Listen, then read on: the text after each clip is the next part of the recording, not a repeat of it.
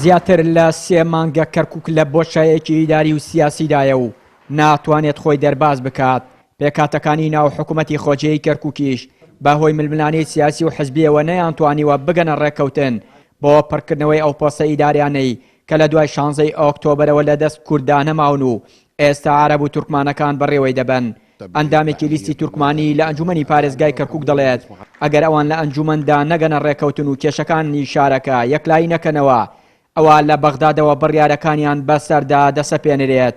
طبيعي اما وكو خانوين اجل لا خانو تو مشكلات هي لا خانو اجل حلت نكرت طبعا جيران دي حلي كابوت دنقد برزبي او انا جدين علين وها تشيت انا بابزم من حديب كمبوتان اجل تو حل ناكل مشكلته لسن منش تاثيري هي اما جيراني طبيعي جيرانك دي اجل جيرانك تو قورتنا وكو حكومه الاتحاديه طبيعي خوي تدخلك او وقت اما ابين تابع وينشي علين اما ابي بيكين في قرار يحتوي زلال يعني برأي إما باستشارة إما نهاتوا فرز ولا سر إما لدواي هاتني سوپای عراق بۆ سنووری ناوچەکانی دەرەوەی ئیدارەی هەرێم و پاشەکشەی پێشمەرگە لەو ناوچانە و بەجێهێشتنی ژمارەیەک پۆستی ئیداری بەتایبەتی پۆستی پارێزگار و ئەنجومەن کە کورد بوون.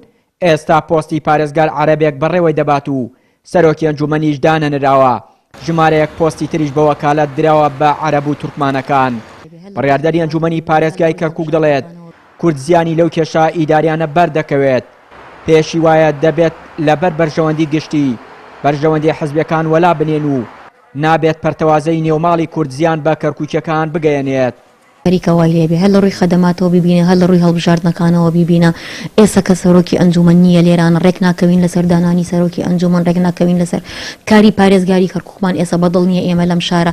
ئەگەر بەدڵ نییە وەرە بیگۆڕە هەوڵ بدەین بیگۆڕین تەسحیەک بە خۆمان بدەین ئەگەر هەرچەند نابەدڵیشمان بێ وەزعەکان یعنی ناکرێت پەرتەوازەی خۆمان دەرفەت ڕێک ئەخا دەرفەت یاسایی و پەراغی ئیداری و قانونی بۆ خەڵکانی کە دروست کردووە کە بتوان بیقۆزنەوە بە باشترین کار تعریب بکەن ئاستەممان بۆ دروستکەن بەڕێوەبەری دائیرەکانمان لا بدەن.